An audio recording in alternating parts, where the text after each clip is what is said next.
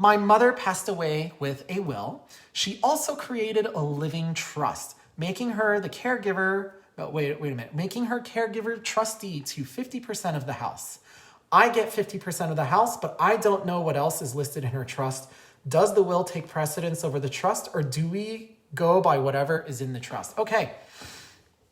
This is a little bit of a loss of translation, okay? So mom has a will, mom also has a trust, and mom has real estate.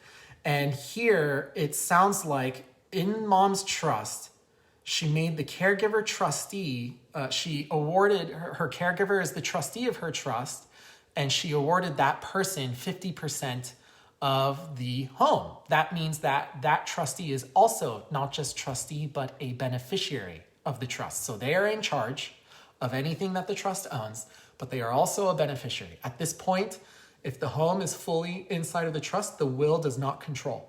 The will has no place here because the trust is what controls. So if the trust says 50% goes to the caregiver, 50% goes to my child, my daughter, or the person asking this question, I don't know if you're a son too, sorry, then that's the way it goes. You don't follow the will, you follow the trust. The reason you don't follow the will is because when you create a trust, you are creating a three-way contract between mom, who's the grantor, caregiver, who's the trustee, and the beneficiaries. So just like a life insurance policy, just like a retirement account, you name a beneficiary. If something happens to mom when she passes away, all the assets go to the beneficiaries based on how the life insurance policy says or how the retirement account dictates. So here, a trust, same thing. Mom created a trust. She set the terms as if it's like a will. So we call trust will substitutes to think of it that way. And based on how she set the trust, the house goes to you that way. It avoids probate. It avoids court. It remains private. Now, a will has to go to court. A judge has to authenticate a will before the beneficiaries can receive anything. It is all public. Whoever is named as the executor of the will, not trustee, will be the one in charge. And if you're the beneficiary of the will, great. Now, with regards to mom's estate, this is the hard part.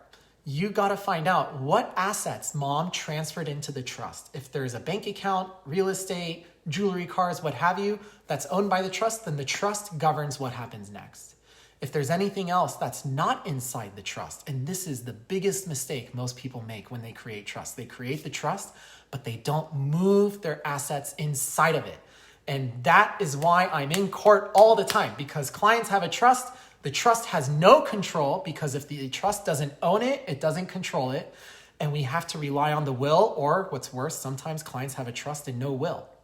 And then we're in court for whatever remains. So for your mom, whatever remains in her estate that's not owned by the trust, that is what the will controls. That has to go through court in order to get it. That is a hot mess, I know. So this is why I tell clients, even if you create a trust to protect your loved ones and your assets, you still need to have a will as a safety net. And the idea is pour everything into that trust. Everything goes into the trust, so nothing goes into court. But if anything is ever left out for whatever reason, the will protect you, okay? All right, that's all for today. I hope you guys have a wonderful day. Remember, send us your questions. We are happy to answer questions here for free on our Ask Me Anything. We talk about business, we talk about estate planning, we talk about asset protection, that is protecting your assets for your loved ones, creating a legal shield for them, as well as we talk about trust administration. So I'm always happy to answer. This is Yasha Saba signing off. Take care.